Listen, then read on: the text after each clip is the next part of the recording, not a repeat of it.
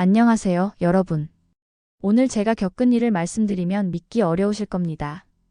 혹시 길거리에서 조폭들이 여러분 가족을 위협한다면 어떻게 하시겠어요? 대부분 경찰에 신고하거나 도망치시겠죠. 하지만 저는 달랐습니다.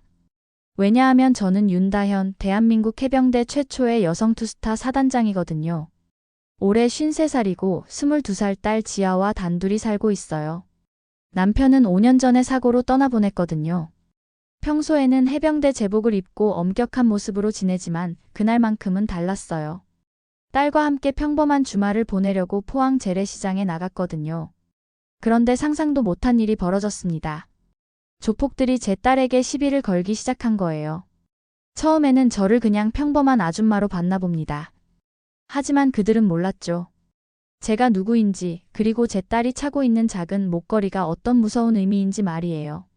그 목걸이는 단순한 장신구가 아니었습니다.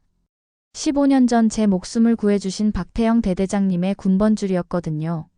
그런데 이 목걸이를 본 조폭 리더가 갑자기 얼굴이 하얗게 변했어요. 왜일까요? 그 이유를 알면 여러분도 소름이 돋으실 거예요. 더욱 놀라운 건 그 조폭이 바로 15년 전 제가 군대에서 고발했던 그 사람이었다는 겁니다. 평소에는 해병대 제복을 입고 엄격한 모습으로 지내지만 오늘만큼은 달랐어요. 휴가를 받아서 딸과 함께 포항 재래시장에 나갔습니다. 평범한 주말 오후였죠. 딸은 대학교 디자인과 과제 때문에 시장 사진을 찍고 있었거든요. 그런데 그곳에서 제가 상상도 못한 일이 벌어졌습니다. 평범해 보이던 조폭들이 제 딸에게 시비를 걸기 시작했어요. 처음에는 저도 그냥 평범한 아줌마로 보였나 봅니다. 하지만 그들은 몰랐죠. 제가 누구인지 말이에요. 그리고 제 딸이 차고 있는 작은 목걸이가 어떤 의미인지도 전혀 몰랐을 거예요. 그 목걸이는 단순한 장신구가 아니었습니다. 15년 전 제 목숨을 구해주신 박태영 대대장님의 군번줄이었거든요. 그분이 저에게 전해주신 정의의 상징이었어요. 본 영상은 스토리를 재구성한 이야기입니다. 오늘 사연 시작하겠습니다. 구독과 좋아요는 구독자님께 행운을 드립니다. 그날 오후 2시쯤이었습니다. 딸 지아가 저에게 말했어요. 엄마, 과제 때문에 포항 재래시장 좀 가볼까요? 전통시장 사진이 필요해서요. 저는 흔쾌히 동의했습니다. 사실 요즘 딸과 시간을 보낼 기회가 많지 않았거든요. 해병대 업무가 워낙 바쁘다 보니까요. 특히 투스타 사단장이라는 직책은 무거웠습니다. 여성 최초라는 타이틀 때문에 더욱 완벽해야 했죠. 좋다, 지아야. 오랜만에 엄마랑 데이트하자. 지아는 기뻐하며 준비를 했어요. 카메라를 챙기고 목에는 평소에 차고 다니던 작은 목걸이를 했습니다. 예쁜 군번줄 목걸이였는데 저한테는 특별한 의미가 있는 물건이었어요. 하지만 그때는 그냥 딸이 예쁘게 보인다고만 생각했습니다. 집에서 포항 재래시장까지는 차로 30분 정도 걸렸어요. 가는 길에 지아가 말했습니다. 엄마, 요즘 과제가 너무 어려워요. 전통과 현대의 조화를 표현해야 한대요. 그래? 그럼 오늘 사진 잘 찍어서 좋은 점수 받자. 네. 엄마가 함께 가주셔서 고마워요. 포항 재래시장은 정말 활기찼습니다. 오후 시간이라 사람들이 많았어요. 상인들의 구성진 목소리가 여기저기서 들려왔죠. 싱싱한 생선이요. 오늘 갓 잡아온 거예요. 과일 맛보고 가세요. 달콤해요. 할머니, 이거 얼마예요? 시장 특유의 정겨운 분위기였습니다.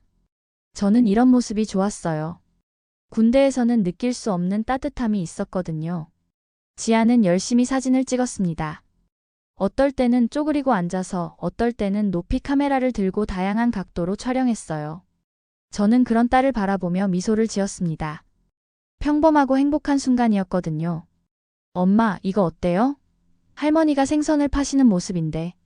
좋다, 지아야. 정말 자연스럽게 나왔네. 그렇게 30분 정도 시간이 흘렀어요. 지아는 만족스러워했습니다. 과제용 사진은 충분히 찍은 것 같아요.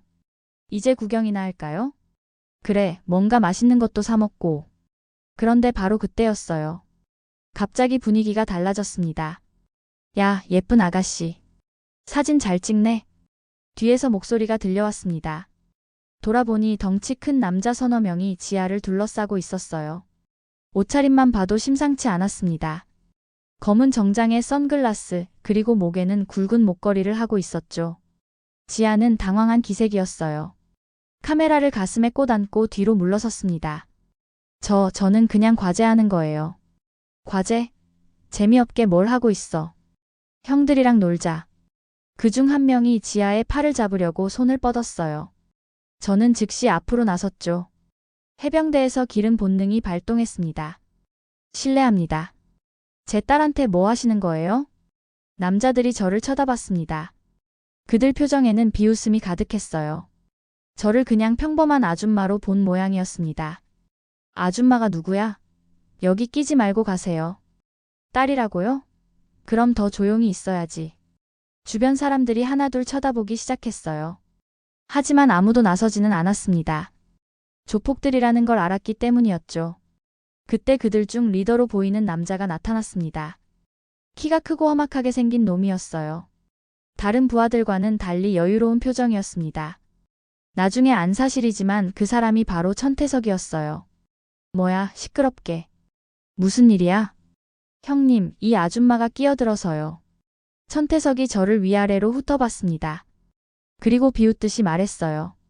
아줌마가 뭘 어쩌겠다는 거야? 조용히 있으면 되는데. 제 딸한테서 손 떼세요. 딸? 예쁜 딸 뒀네. 그럼 더 조심해야지. 천태석이 저의 뺨을 툭툭 쳤습니다. 그 순간 저는 참을 수 없었어요. 해병대 장교로서의 자존심이 건드려졌거든요. 하지만 아직은 참았습니다. 섣불리 행동했다가 지아가 다칠 수도 있었으니까요. 마지막으로 경고합니다. 제 딸한테서 물러서세요. 경고? 아줌마가 누군데 경고를 해? 웃음네. 천태석이 다시 제 뺨을 치려고 손을 들었습니다. 바로 그때 저는 더 이상 참을 수 없었어요. 손 치워. 제 목소리가 차갑게 나왔습니다. 순간 주변이 조용해졌어요. 저도 모르게 해병대 장교의 권위가 배어 나온 거였습니다. 천태석은 웃으면서 말했어요. 아줌마가 뭔데 그렇게 나와? 조용히 있으라고. 그가 다시 제 뺨을 치려고 손을 들었습니다. 바로 그때 저는 움직였어요. 15년간 갈고 닦은 해병대 격투술이 몸에 배어 있었거든요. 찰칵. 천태석의 손목을 잡고 비틀었습니다. 관절기를 사용한 거였죠. 단 1초 만에 상황이 역전됐어요. 아! 천태석이 비명을 질렀습니다. 주변 사람들이 놀라서 모여들기 시작했어요.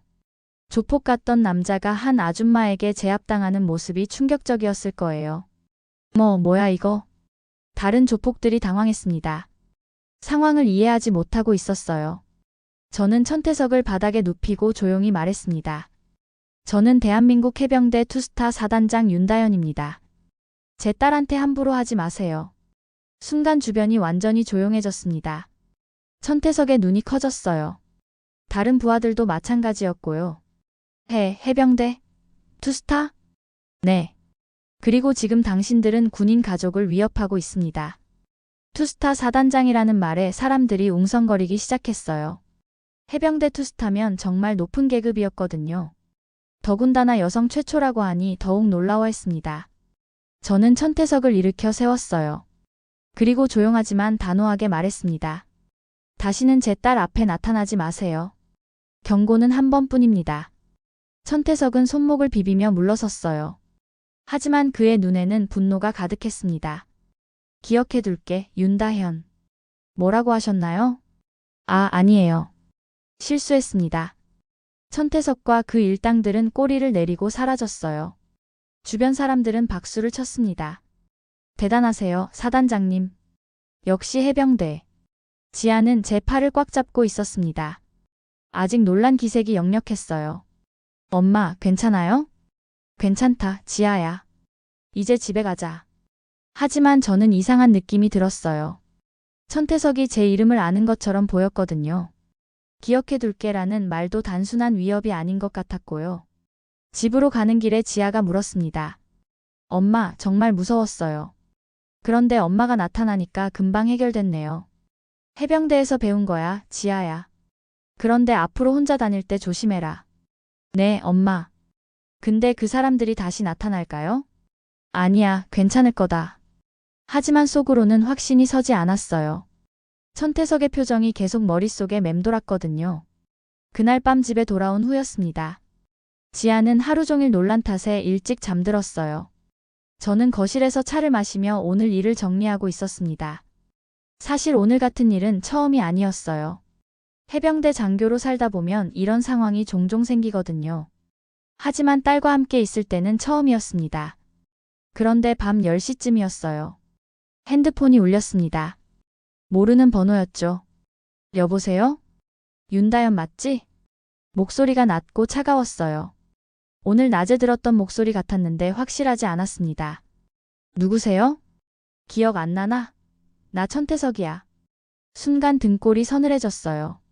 어떻게 제 번호를 알았을까요? 어떻게 제 번호를?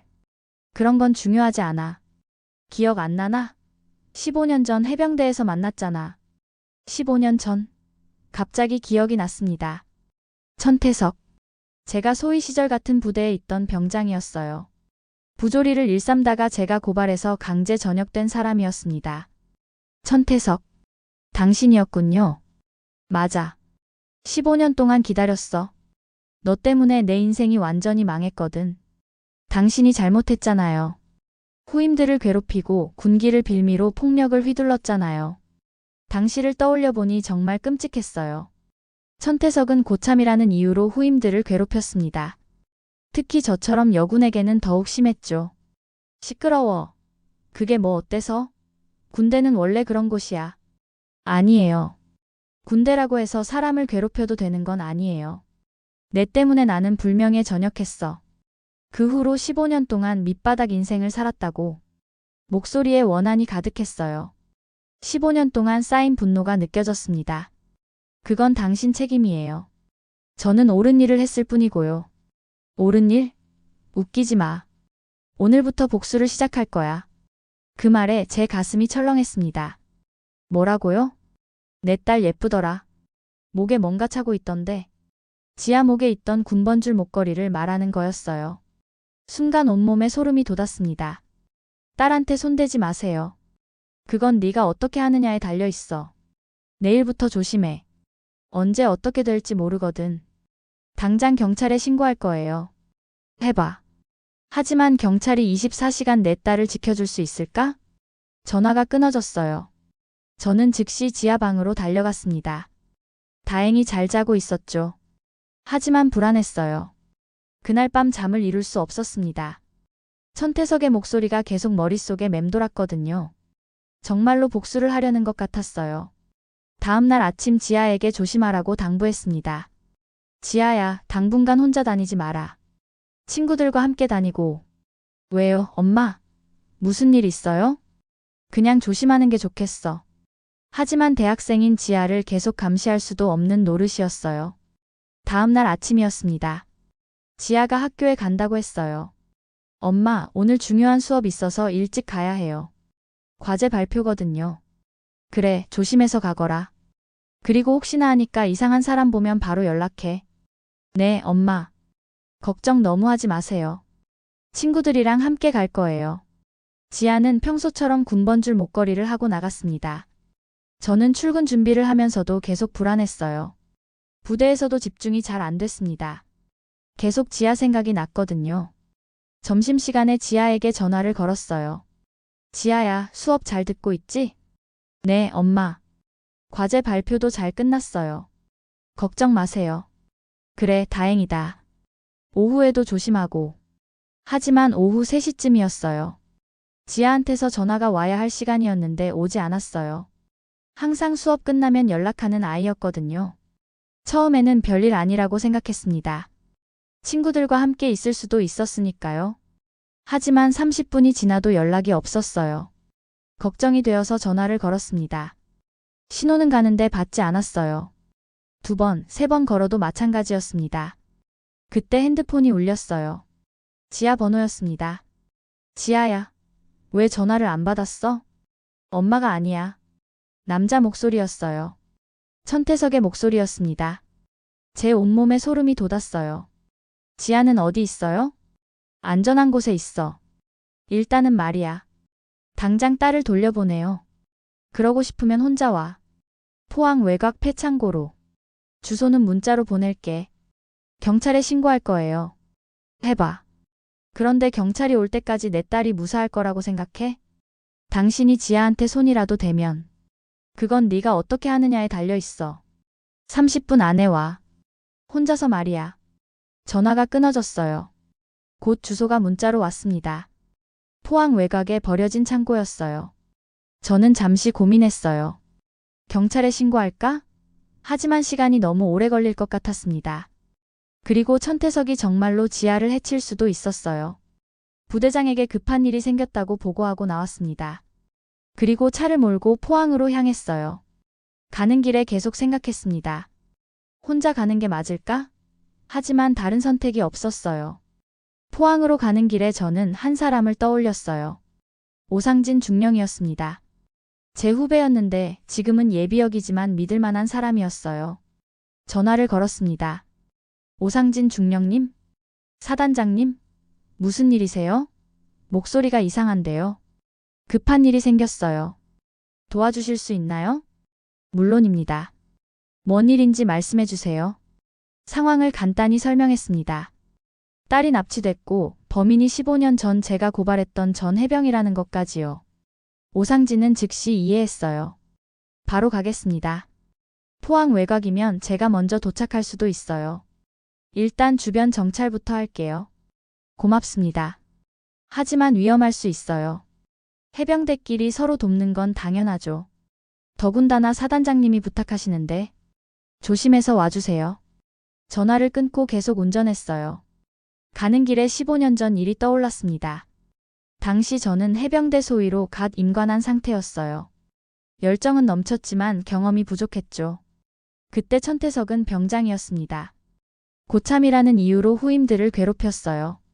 특히 제가 여군이라는 이유로 더욱 심하게 대했습니다. 처음에는 참았어요. 군대 문화라고 생각했거든요. 하지만 어느 날이었어요. 천태석이 신입 해병을 너무 심하게 괴롭히는 걸 봤습니다. 정말 견딜 수 없을 정도였어요. 병장, 그만해요. 소위님이 뭘 아세요? 이런 식으로 해서는 안 됩니다. 후임이 너무 힘들어해요. 그게 뭐 어때서요? 군대는 원래 힘든 곳이에요. 그때 박태영 대대장님이 나타나셨어요. 상황을 파악하신 후 저에게 말씀하셨습니다. 윤소위, 옳은 일을 했네. 군대라고 해서 사람을 짐승 취급해서는 안 돼. 대대장님은 정말 존경스러운 분이었어요. 엄격하지만 따뜻했고 부하들을 진심으로 생각하셨거든요. 그 후 대대장님은 천태석을 조용히 부르셨어요. 무슨 이야기를 나누셨는지는 모르지만 천태석의 표정이 일그러졌던 게 기억납니다. 며칠 후였어요. 대대장님이 제게 특별한 선물을 주셨습니다. 군번줄이었죠. 윤소위, 이걸 받아. 정의로운 군인이 되라는 뜻이야. 대대장님, 이건 너무 소중한 물건이에요. 내가 받은 것보다 더 소중하게 여길 사람에게 주는 거야. 언젠가 너도 누군가에게 이 정신을 전해줘. 그 군번줄에는 특별한 의미가 있었어요. 대대장님이 신병 시절 목숨을 구해준 선배에게 받은 거였거든요. 이 군번줄에는 해병의 정신이 담겨 있어. 서로 돕고 정의를 지키는 마음 말이야. 그게 마지막이었어요. 대대장님은 얼마 후 작전 중 순직하셨거든요. 적의 공격으로부터 부하들을 구하시다가 말이에요. 그래서 저는 그 군번줄을 가장 소중한 보물처럼 여겼습니다. 그리고 몇 년 전 지아에게 줬어요. 정의로운 사람으로 자라라는 의미로 말이죠. 지아야, 이 목걸이에는 특별한 의미가 있어. 할아버지 같은 분이 엄마에게 주신 거야.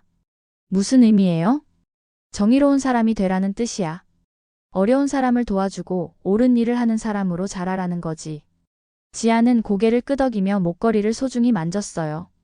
네, 엄마. 꼭 그런 사람이 될게요. 그런데 지금 그 소중한 딸이 위험에 처한 거였어요. 천태석 때문에 말이죠. 폐창고에 도착했습니다. 을씨년스러운 곳이었어요. 오상진도 거의 동시에 도착했습니다. 사단장님, 제가 먼저 들어가 볼까요? 아니에요. 같이 가죠. 하지만 조심해서 해요. 창고는 생각보다 컸어요. 안은 어둠침침했고 곳곳에 녹슨 기계들이 있었습니다. 그런데 저 멀리서 지아의 목소리가 들렸어요. 엄마. 지아야. 달려가려는 순간 천태석이 나타났습니다. 그런데 놀라운 건 그 뒤에 서너 명의 부하들이 더 있었다는 거예요. 모두 험악하게 생긴 사람들이었습니다. 잘 왔어, 윤다현.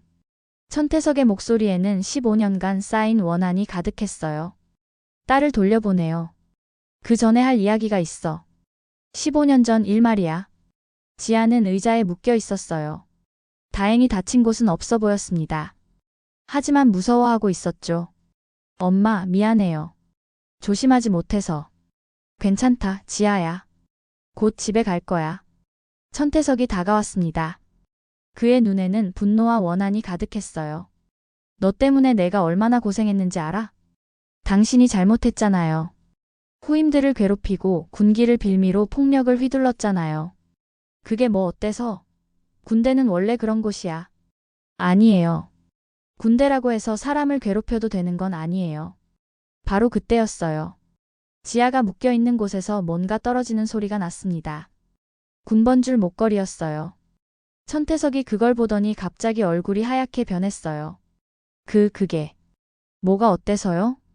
박태영 대대장 군번줄. 순간 모든 게 연결됐습니다. 천태석도 그 군번줄을 알고 있었던 거예요. 당신도 대대장님을 알고 있었군요. 당연히 알지. 나도 그분께 많은 걸 배웠어. 천태석의 목소리가 떨렸어요. 갑자기 15년 전 기억이 되살아나는 것 같았습니다. 그런데 나는 그분의 가르침을 배신했어. 대대장님이 당신에게 뭐라고 하셨는지 기억나세요? 천태석이 무릎을 꿇기 시작했어요. 부하들이 당황했습니다. 형님, 뭐 하시는 거예요? 조용히 해. 천태석이 소리쳤어요. 그리고 저를 바라보며 말했습니다. 대대장님이 그러셨어. 진정한 해병은 약한 자를 보호하는 사람이라고. 강한 자가 되어 약한 자를 괴롭히는 게 아니라고. 맞아요. 그게 해병의 정신이에요. 나는 정말 바보였어. 15년 동안 잘못된 길을 걸었어. 하지만 그의 부하들은 달랐어요. 아직도 위협적이었죠. 형님, 이제 와서 무슨 소리예요? 계획대로 하자고요. 그래요, 형님. 이미 시작한 일인데. 부하들이 저와 오상진을 둘러싸기 시작했어요. 천태석은 혼란스러워했습니다. 안 돼. 그만둬. 하지만 부하들은 듣지 않았어요. 바로 그때 오상진이 움직였습니다. 해병대 출신답게 싸워볼까요? 격투가 시작됐어요. 저와 오상진은 해병대에서 배운 무술로 그들을 상대했습니다. 15년간 몸에 밴 훈련이 발휘됐죠. 천태석은 그 모습을 보며 눈물을 흘렸어요. 미안해, 윤다현. 정말 미안해. 몇 분 만에 상황이 정리됐어요. 오상진과 제가 힘을 합쳐 부하들을 모두 제압했습니다. 지아를 구해냈고요. 엄마. 지아가 제 품에 안겼어요. 무사해서 정말 다행이었습니다. 천태석은 경찰이 올 때까지 그 자리에 무릎을 꿇고 있었어요. 집으로 돌아온 저녁이었습니다. 지아는 아직 쇼크에서 완전히 벗어나지 못했어요. 일찍 잠자리에 들었지만 자주 깼거든요. 저는 거실에서 그 군번줄을 바라보고 있었습니다. 박태영 대대장님의 유품이었죠. 오늘 일로 더욱 소중하게 느껴졌어요. 밤 11시쯤이었어요. 지아가 나타났습니다. 엄마, 못 자겠어요. 계속 무서운 생각이 나요. 괜찮다, 지아야. 이제 정말 안전해. 지아가 제 옆에 앉았습니다. 그리고 목걸이를 만지며 말했어요. 엄마, 그 사람이 이 목걸이를 보고 갑자기 달라졌어요. 왜 그런 거예요? 저는 지아에게 모든 이야기를 해줬어요.